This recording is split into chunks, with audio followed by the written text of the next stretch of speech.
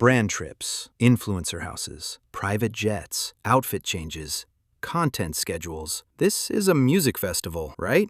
Not anymore. Coachella used to be about music. Now, people are flying across the country just to take photos in the desert. Some are getting paid tens of thousands of dollars to be there, and others spend thousands and never even make it inside. Every year, Coachella turns into something a little stranger. Not just a festival, but a competition for attention, for brand deals, for relevance. People call it the Influencer Olympics, and the more you look at it, the more accurate that sounds. Because Coachella didn't just change, it evolved into something else entirely. Coachella didn't start as a cultural phenomenon. It started as a risk. In the late 90s, a small concert promotion company called Goldenvoice, run by Paul Tollett, had an idea. They wanted to create something different. Not another chaotic, overcrowded festival. Not another commercial free-for-all. They wanted something curated, intentional, almost artistic. And they found the perfect place for it. The Empire Polo Club,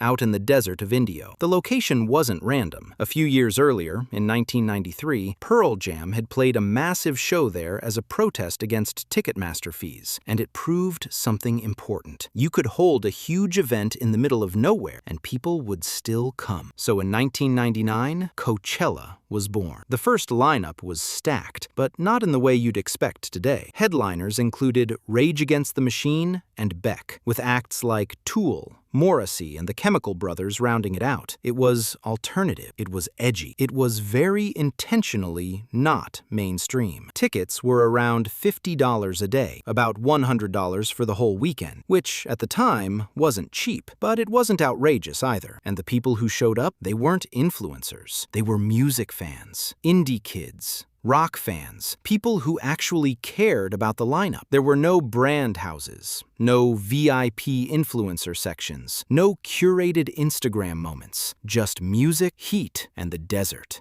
And financially, it was a disaster. Despite strong attendance and critical praise, Goldenvoice reportedly lost millions of dollars on that first festival. So much that they didn't even hold Coachella in 2000. For a moment, it looked like it might not survive, but they didn't give up because they believed in what it could be. Coachella came back in 2001. Smaller, more controlled, just one day. And slowly, it started to build. Year by year, the lineup expanded. New artists came in. Bigger names started showing up. By the mid-2000s, Coachella was becoming something important, a place where legacy acts and emerging artists collided. You had reunions that people never thought would happen. You had rising stars before they blew up. It became a cultural checkpoint. And then, it crossed over. In 2004, Radiohead headlined. In 2006, Daft Punk delivered what many people still consider one of the most iconic festival performances ever. In 2011, Kanye West closed out the festival with a career-defining set. And somewhere in that stretch, Coachella stopped being just a festival. It became the festival. The one artists wanted to headline, the one fans wanted to attend, the one that defined the culture for that year. Then came the next major shift. In 2012, Coachella expanded to 2 weekends. Same lineup, back to back. What used to be one exclusive moment was now scalable, repeatable, bigger. And right around the same time, another force was rising: social media.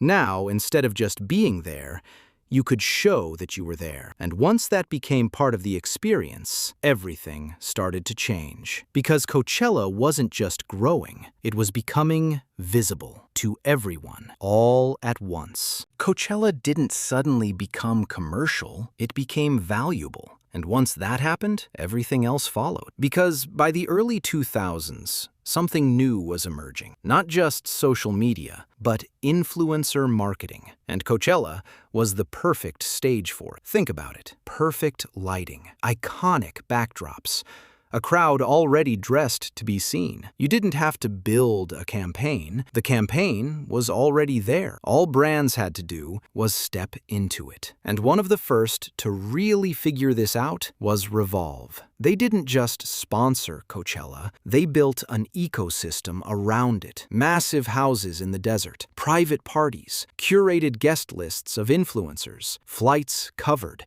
outfits provided, everything designed to look effortless and aspirational. But it wasn't effortless. It was strategy, because every photo, every post, every outfit was marketing, and it worked. What used to be backstage access for artists became front row access for influencers. What used to be a music experience became a content opportunity. And the more brands invested, the more the incentives changed. You weren't just going to Coachella anymore, you were going to be seen at Coachella. And that distinction matters, because once visibility becomes the goal, the experience itself becomes secondary. The music?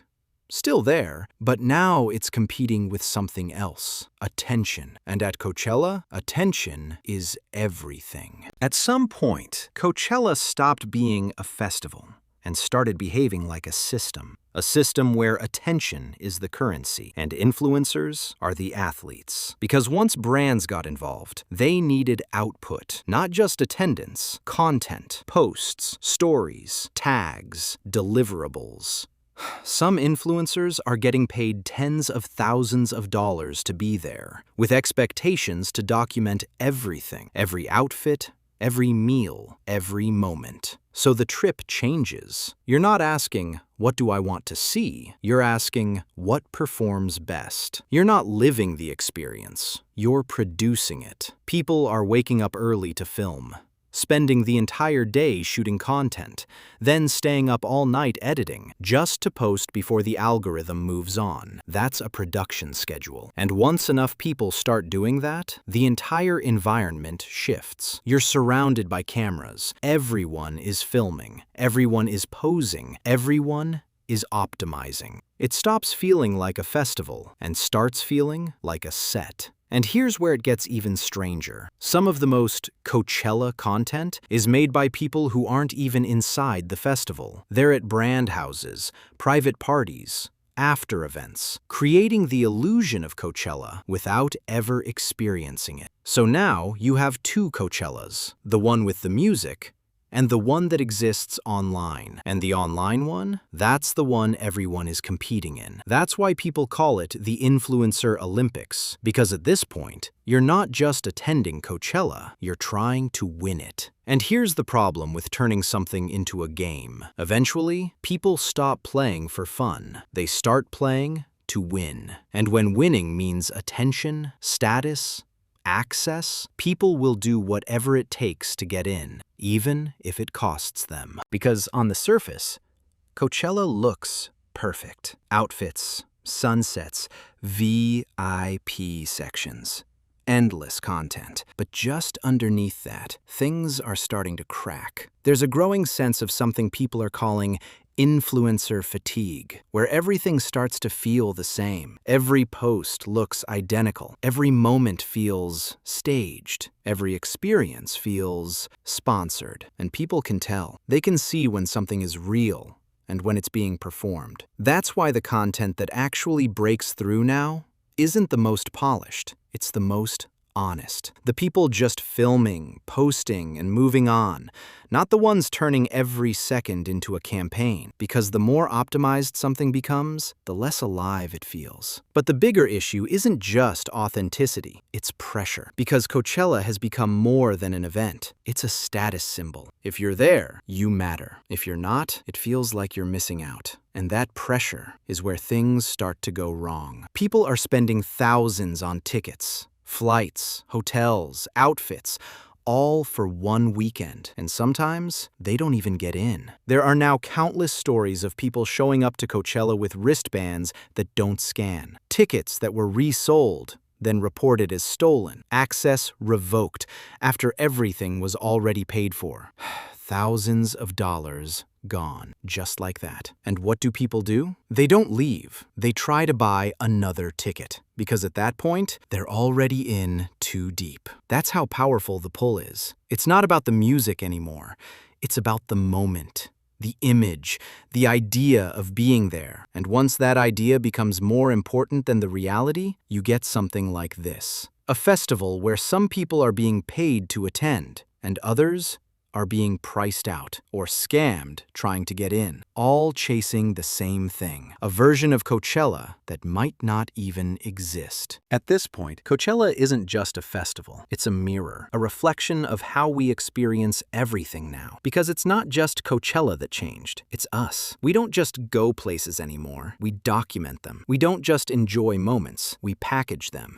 And somewhere along the way, the experience stopped being the point. The proof of the experience did. That's why Coachella feels different. Not because the music disappeared, but because it's competing with something louder. The need to be seen, to be relevant, to be part of the moment, even if that moment is manufactured. And when enough people start chasing the image of something, the image becomes more real than the thing itself. That's the version of Coachella most people see now. Not the one in the desert, the one on their phone. And maybe that's the real shift. Coachella didn't get taken over. It got optimized. Optimized for content. Optimized for attention. Optimized for us. So the question isn't just what happened to Coachella. It's this. If nobody could post from Coachella, no photos, no videos, no proof you were there, would it still feel worth it? Or would the entire thing quietly disappear? Because if the experience only matters when it's seen, was it ever really about the experience at all?